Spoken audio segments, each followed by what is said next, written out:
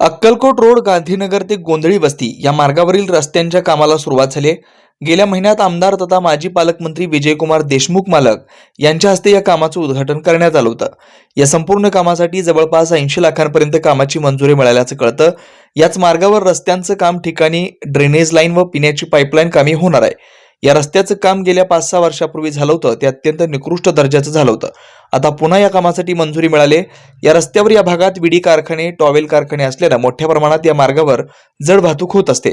तसेच याच भागातून विडी, घरकुल, हैदराबाद रस्त्याला मधला मार्ग असल्यानं मोठ्या जड वाहतूक, ट्रक, टेम्पो व अन्य वाहनांची प्रचंड रेलचेल असते. त्यामुळे सध्या या ठिकाणी सुरू असलेल्या कामाचा दर्जा उत्तम पद्धतीचा व्हावा, तसेच होणारं काम दर्जेदार व टिकाऊ असावं अशी मागणी या भागातील रहिवासी व नागरिकांनी व्यक्त केली. या ठिकाणी होणाऱ्या काम घेतलेल्या ठेकेदारांनी या ठिकाणचं काम वेळेत आणि उत्तम पद्धतीने करावं अशी मागणी यावेळी नागरिकांनी केली. संबंधित प्रशासकीय अधिकारी, ठेकेदार आणि लोकप्रतिनिधींनी जातीने लक्ष द्यावं अशी मागणी लक्ष्मीनारायण दासरे यांनी केली. सध्या या रस्त्यावरील अडथळे आणि रस्त्यावरील आधीचा डांबरीकरण करण्याचं काम सुरू आहे. मी लक्ष्मीनारायण दासरी, गांधीनगर, जुना अक्कलकोट नाका येथील स्थानिक रहिवासी. जुना अक्कलकोट नाका ते गोंधळी वस्ती ह्या रस्त्याचं काम इसवी सन म्हणजे याच्या अगोदर 2017 मध्ये झालेलं होतं. ते तब्बल 8 वर्षांनी हा रस्ता पुन्हा तयार करण्यात येतो आहे. यासाठी प्रथमतः मी सोलापूर शहर उत्तरचे आमदार विजयकुमार देशमुख मालक यांचे आभार व्यक्त करतो.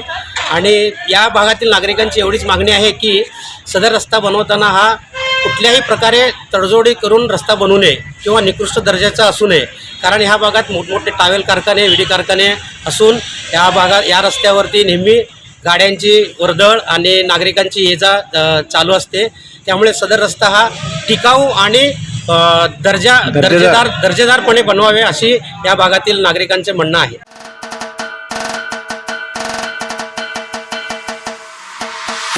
राष्ट्रवादी काँग्रेस पक्षाचे राष्ट्रीय अध्यक्ष तथा महाराष्ट्राचे उपमुख्यमंत्री आणि आमचे मार्गदर्शक माननीय अजितदादा पवार यांचं सोलापूरच्या पुण्यनगरीत हार्दिक स्वागत उत्सुक उमेश पाटील, मुख्य प्रवक्ते, राष्ट्रवादी काँग्रेस पक्ष, महाराष्ट्र राज्य.